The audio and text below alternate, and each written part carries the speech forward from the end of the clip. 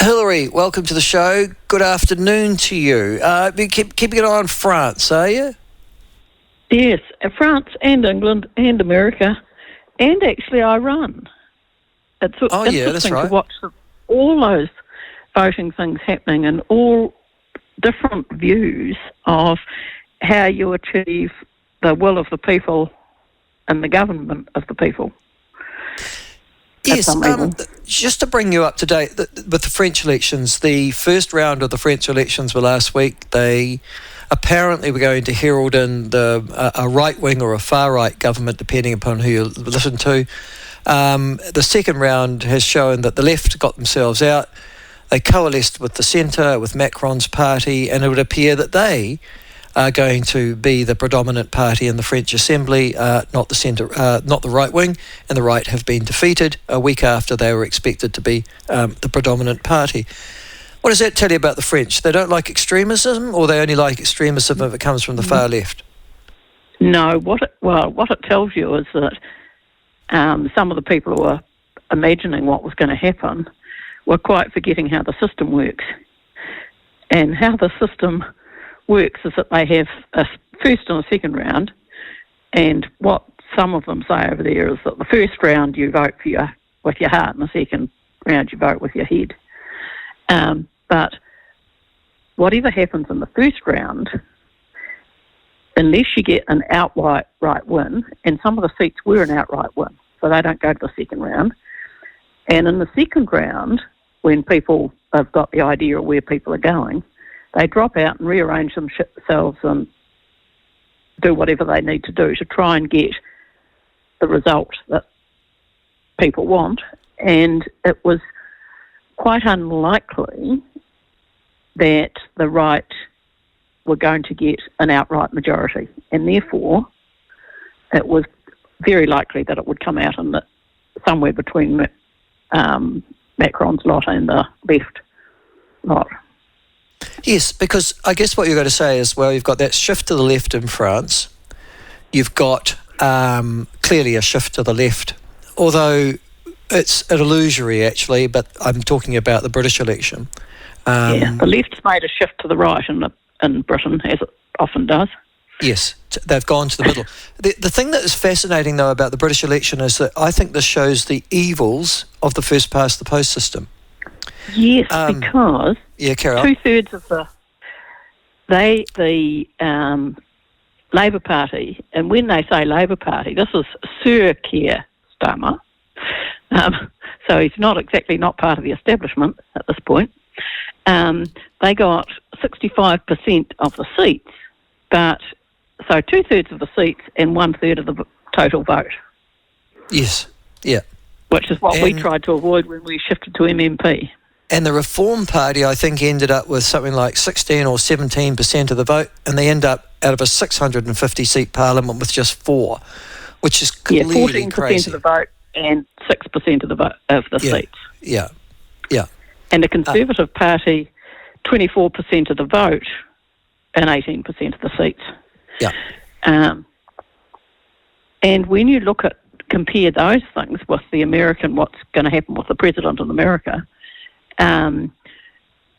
they can, although they don't usually, but more recently, end up with the popular vote voting for one president, but the actual president who gets in because of the electoral college system having the other one getting in.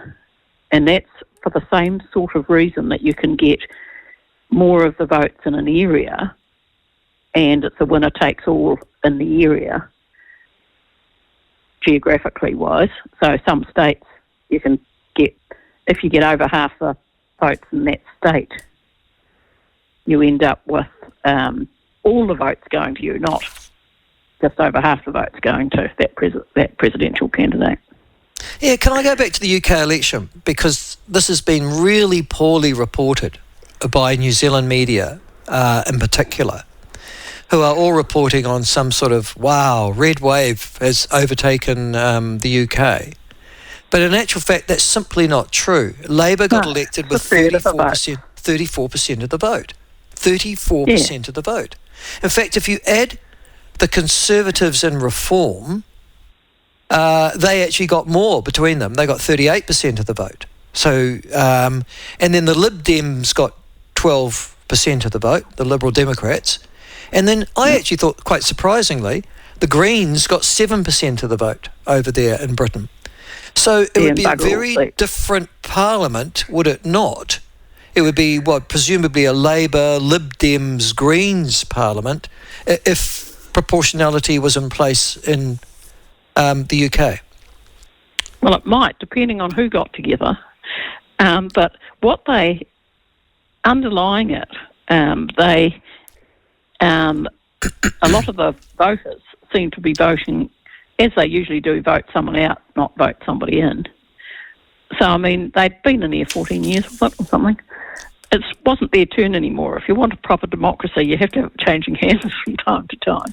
Yeah, and it was something like the lowest turnout of votes ever. So, in actual fact, it was less than 60% of Brits actually bothered to even vote. And you'd have to go back to 1997, ironically, when I think Tony Blair got into power, to find a turnout that would be even comparably low. For the same reason, probably. Yeah. Because people just thought, we're going to get a change. Everybody's, I don't need to bother walking along the street, it's raining, because we're going to change to the other lot. And it's not that I love them either, really. And it's the same problem again as in America. I'm not voting for this one because I love him. I hate the other one more, or I don't want to support the other one more. And you've just hit upon it, haven't you? That explains the French elections, that explains the UK elections, that explains the American polling for the presidential race at the moment, that all of those are negative votes, keeping someone out or getting rid of somebody rather than an endorsement. And I mean, I guess in some ways it's the New Zealand system, isn't it? Governments don't get elected, they just lose elections. Yeah. Iran wasn't quite like that, I don't think, because I think they were voting for the moderate, and I mean, our person in charge of Iran's not really in charge because the Ayatollah is, but the one they've just voted for is the moderate, and very low turnout, and that is likely that they have voted because they want more connection to the outside world and less police wandering around telling people to put their headscarves on. Yes. Having said that, I think I've always regarded, just between you and me, Iran as a bit of an outlier when it comes to Western democracy, quietly. Yes, yeah, I'm not calling it the same as the others. I'm just saying it's interesting that the direction that has gone has in the direction of more liberal, less state control, if you like. All right. Okay. No. All right. That's fair enough. Hey, listen, next thing, if I could just ask you quickly. Ball seasons. I've just talked to Vaughan Coulier this morning. I'll come back and talk about farming in a sec. I've just talked to Vaughan Coulier, who's the principal of the New Zealand Secondary Schools Principals Association. He's the president, sorry, them. Yeah. And I was just saying how my daughter is heading off to a formal when she gets back into term 3, and then the formal is just the entree to the after formal party, and that's so much a feature of Otago and Southland. Do you think that's regional, or he was saying, well, in Auckland, as a result of serious disorder at various of these events a decade ago, they've essentially put the kibosh on those sorts of things in Auckland. Do we expect?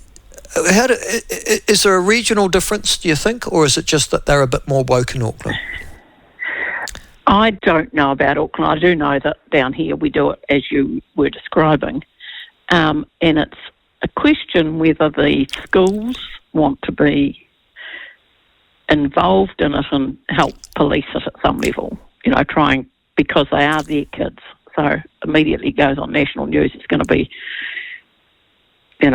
Mount Aspiring College that's right. pupils were doing this at 2 a.m. or whatever. So they can distance themselves all they like, but they're going to be blamed at some level. And whether they want to sort of try and keep a lid on it at some level, or they don't. And I think what's happened up north was that when that poor guy got on the top of a double-decker bus and got killed going under a bridge or whatever, they all decided it was too hot to handle and they would go the other way. But it's a fine line call whether you try and pretend you've got nothing to do with it and keep out of it and whatever, or whether you have some involvement in it. And, you know, they can't really pretend plausibly that they don't know what's happening.